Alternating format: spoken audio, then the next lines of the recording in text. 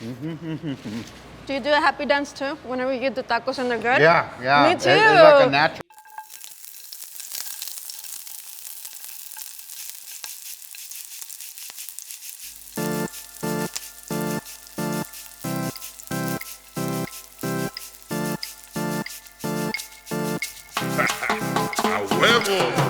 I'm Rayo, taco journalist and native Texan. We're on a Texas-sized road trip with Laredo Taco Company. And today, we're in the Big D, Dallas, Texas. We're gonna explore Mexican identity with taco blogger Mayra and Nino, take a jarabe tapatio lesson with Folklórico Dallas, and see how Latino creatives are designing their vida in the Metroplex. But first, vamos a la carne asada, made right here.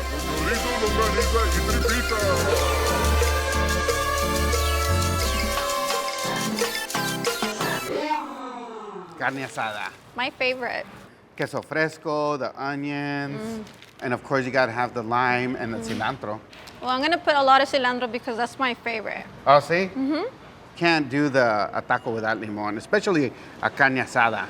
You know, it just kind of makes the flavors pop. Very good, yeah. Right? I agree. Salud. Sí. Órale, salud. This is so good. Perfect. And then of course, obviously with the corn, it just kind of brings it home. And of course, you gotta wash it down with some agua fresca.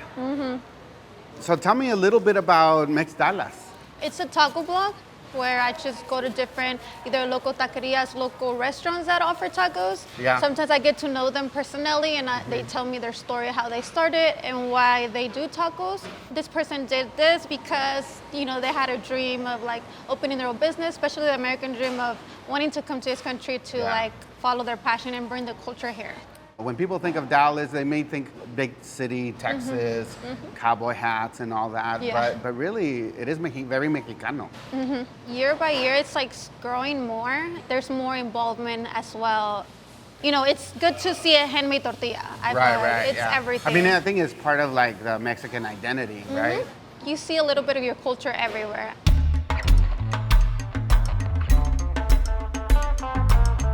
This is Chicle. They're one of my favorite vendors because they represent Dallas and Cultura at the same time. I'm a graphic designer and she's an interpreter, so we kind of mesh those two. We use her language and kind of my design skills. I'm Cosmic Grounding and I make soy candles. I decorate them with different elements and I love incorporating my culture with them. I've always loved home decor and I think that this is a special way to incorporate candles and culture into your homes. Smells like my abuelita's house. We were at a lot of markets and a lot of events, and we noticed that there wasn't very much Latino representation. There weren't Latino business owners that were selling to the mass markets. So then that's kind of when we decided, you know what, let's start a t-shirt brand. Everybody has their own story. Everybody has their own relationship to a certain item or object. And so we're celebrating everybody's culture, celebrating different stories and backgrounds, and that's what we love. My mom always incorporated our Hispanic culture into everything she made. For me, it's a way of honoring her and honoring my culture and being able to make a business out of my culture. And it's also a conversation starter. If someone doesn't know, like, hey, what does that mean? Or you can explain, like, hey, this is what my culture's about. We do this, we say this kind of thing. You're good to go right now. Okay. And then you just peel off the plastic part right there. Okay, cool. And there you go. You got your custom bandana. There it is. That looks awesome. That's cool. To make a good, solid carne asada, it's all about respecting the taco. Yes. Right? People see it as if, oh, it's just a taco. Like, no, it's like their passion, their love, their culture is in there. So I feel like that's what makes Dallas a little bit different from others. But a carne asada is also a backyard party. Because, hey, if somebody's gonna take the time to grill some meat, you gotta have friends around.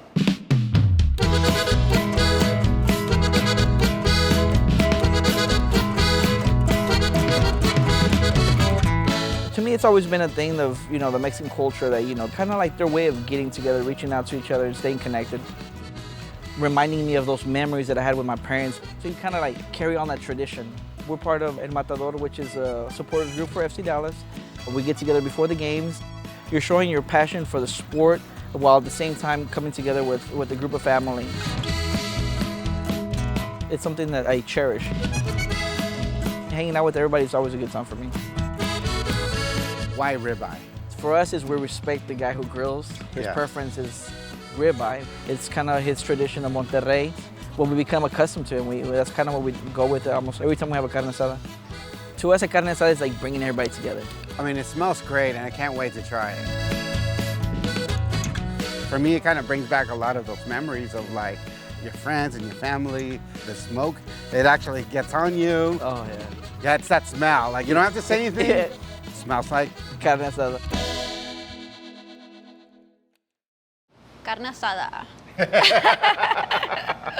My carne asada always has to be with corn. So that's my favorite. Yeah. True traditional flavors. Yes. That come through right here. How do you think Dallas is keeping those traditional cultures? I think one of the biggest representation is the Ballet Folklorico. You see it a lot in, different events that are going on. So the Ballet Folklorico is something that kind of represents a culture. Have you ever done Ballet Folklorico? Every Mexican has done Ballet Folklorico.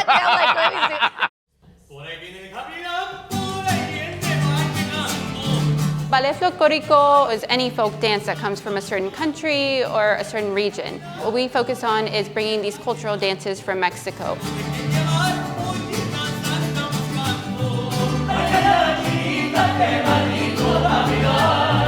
Today we're going to be showcasing Veracruz and Jalisco, which are probably some of the more popular ones you see. And the costumes you'll see today are regala, and so they have lots of sequins. It's one that you would see on a really big stage.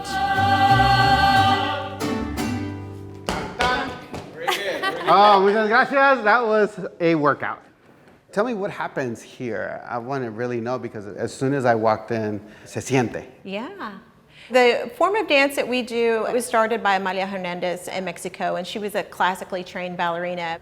She went to all the communities in Mexico and put together these kind of regional dances. We needed a space to be able to learn dances from Mexico. And it's still here 46 years later. But obviously we still need it because we're still here. I think it transforms kids in a way that no other art form can do. It's the music, it's the physicality, it's the bonds that they're building with one another and the trust with the dance partner. It's so important for the kids to feel good about who they are. How old is Mexico? How old are these dances that we're doing, especially some of these indigenous dances? It gives you another layer to your identity and really knowing who you are, both as dancers and as people of Latino descent. Not all of our dancers were born in Mexico, but yet they feel a connection to the music, to the dancing and the culture, and this is a community that we build here. So it's much more than a dance studio. We're a family. All right, thank you. We need to represent and expand and show others our culture, not just the Mexican people, but others as well. Yeah. Well, I love that. And, when you talk about a big city, a big metropolitan city like Dallas, the culture is here and it's thriving. And really, it's made right here. Yes. Carne asada made right here. Makers made right here. Ballet Folklorico made right here. Tacos made right here. Dallas, Texas. You show your Mexican identity through your traditions, fabrics, and flavors. Exploring the culture with taco blogger Mayra Nino proved that Mexicans are designing their own Dallas. Opening myself to the traditional bailes with Dallas Folklórico helped me deepen my connection to my own heritage. And a carne asada isn't just a type of taco, it's a way for Latinos to get together, connect, and cook out. And Laredo Taco Company is keeping it traditional with my favorite Mexican flavors made right here.